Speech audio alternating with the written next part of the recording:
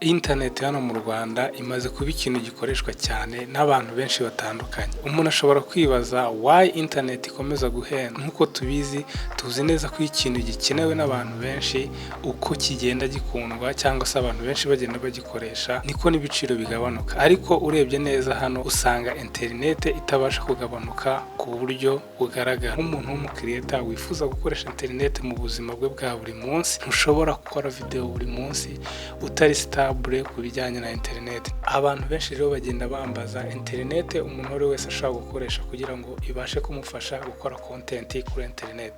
Urabizi kuba umukiriyeta ntabwo ari ikintu cyoroshye. Uko internet ya buri gihe kugira ngo ube updated, umenye amakuru aho ageze, umenye ibyo ugiye kuvuga. Niyo mpamvu rero hano internet uwikeneye mu buzima bwawe nk'umu content creator. Hari experience nagiye mpora nazo mu gukoresha internet hano mu Rwanda, nizo ngiye kugira ngo mbasangize. Nagiye nkoresha internet y'amakampani atandukanye, ndimo nibaza ikibazo nk'uko umuntu wari wese ashaka kukibaza, kubera iki internet ikomeza guhenda hano mu Rwanda cyangwa se ikabigoranye kuyibona. Dufite technology, dufite n'uburyo bwo kwigiraho n'amakampani ari menshi azitanga, n'abantu benshi bariyongereye mu buryo abanyarwanda bakoresha internet. So nibwo nari ndi gukora research, naje kugera kuri account iba kuri TikTok bita GPT Map.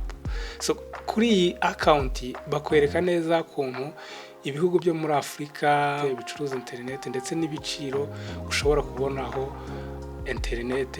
Natunguwe no kubona ko muri Afurika hari ibihugu ufata jiga imwe ukayigurisha amadolari 75 n'ibice bibiri.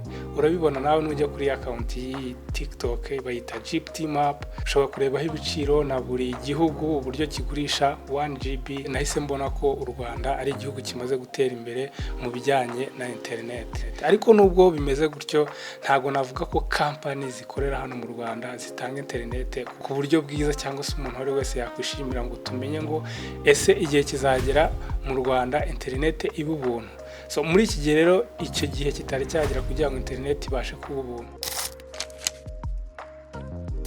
MTN iri very popular, abantu benshi barayikoresha hano mu Rwanda, ariko ngiye ku giti cyanjye ntabwo nigeze nkunda gukoresha internet ya MTN. So n'igihe nayikoresheje nayiguze, so ugereranyije jiga imwe usanga igura nka 0.8 by'idolari. So bivuze ko ni nk'amafaranga 800 y'amanyarwanda. Nubwo idolari ryazamutse, ushobora kukuba nawe ukareba hari naho batanga promotion bakayitangira nk'amafaranga 500 y'amanyarwanda.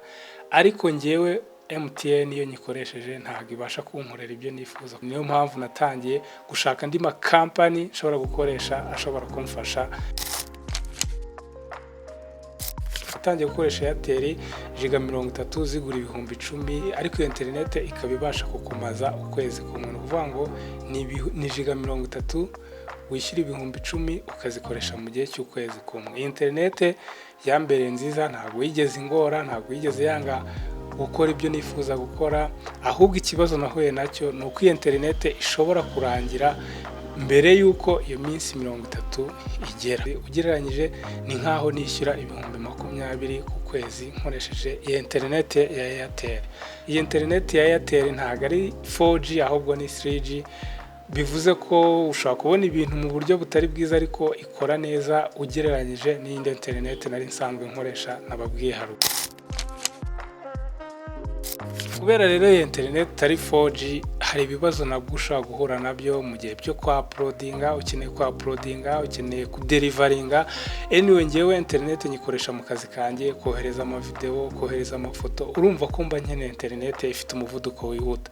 Nubwo Airtel imfasha kuyikoresha, ikora neza, nshobora gukora research itsoke, ariko iyo bibaye ngombwa ko nshobora uploadinga, nk'ubu ngiye gushyira video kuri internet, so hari ikibazo cy'uko itihuta nk'uko mbyifuza. So rero nibwo nafashe umwanzuro wo updatinga. Noneho mpita njya hehe, njya kuri Mango 4G.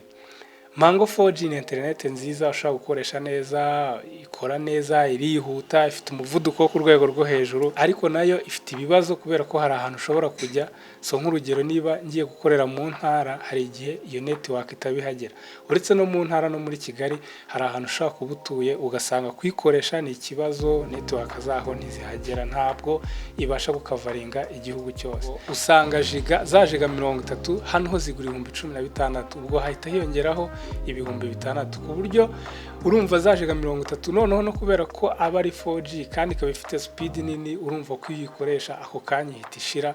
Iyo nta n'icyumweru nayimara na jiga 30 biba binsaba kwa updatinga aho ngura jiga 50 nanone nkazigura 26,000. Urumva ko internet igenda yiyongera bitewe n'umuvuduko, bitewe n'uburyo ikora. So iyi internet rero nubwo nafata jiga 50 mvuze ngo nizo ngiye gukoresha mu kwezi kumwe, ntago mu byumweru 2 zaba zashize. Izo router zombi rero nizo mbasha gukoresha kugira ngo mbashe kohereza naba ndi mu rugo se cyangwa naba ntari mu rugo, kugira ngo mbashe gukora akazi ngomba gukora. Ikintu cya mbere nashimye kuri Mango ni umuvuduko, ariko nanone icyo nagaye kuri Mango ni serivisi batanga.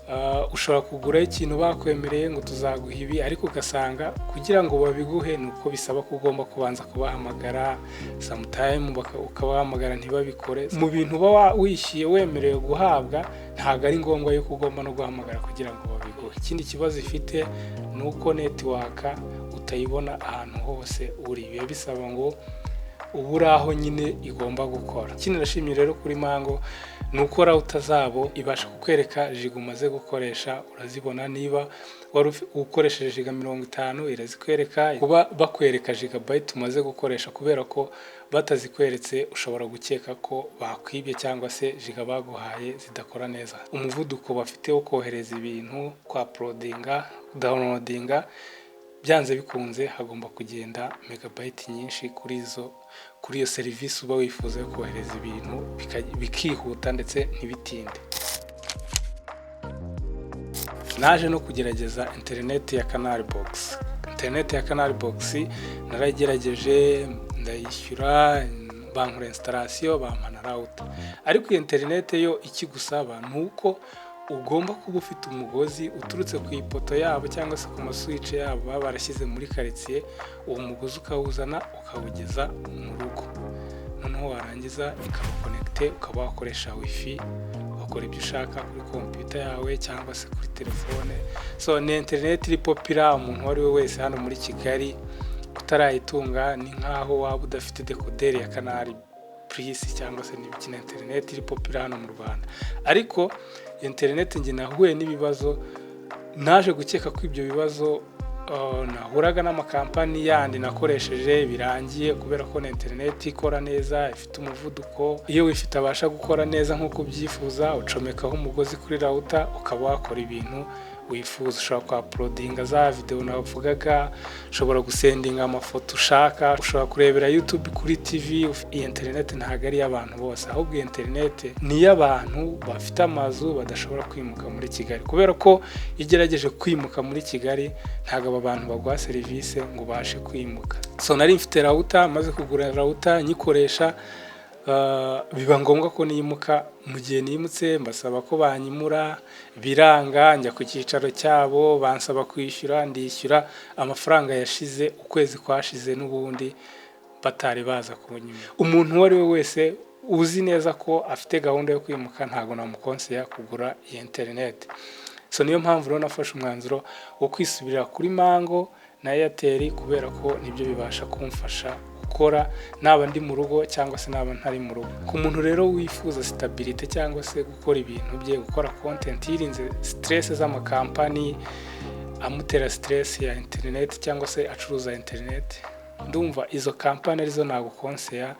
Ebyiri urumva izo nabashije gukoresha nizo na n'ubu, iyo ngerageje ikindi kintu nizo binsaba kongera gusubiraho. Mu gukora research nabonye ko hari na internet ushaka gukoresha ukoresheje ama VPN. Internet ukaba wakoresha internet y'ubuntu, aba YouTuber benshi barayikoresha cyangwa se n'abandi bantu, gusa ngiye kuko ntazi ibyayo sinigeze ngerageza kuyikoresha. So nagukonseya rero izo kampani ebyiri ko arizo ushobora gukoresha mu gihe wifuza gutangira gukora content, wirinda stress amakampani ya internet ashobora kugutera, cyangwa se kugira ngo ubashe gukora ufite stability utarwaye umutwe kubera ikibazo cya interineti. Urumva rero ari ahangaha narangiza video yanjye. Niba ukunze iyi video kanda like, niba warabikoze duhure kuri video ikurikira. Ciao.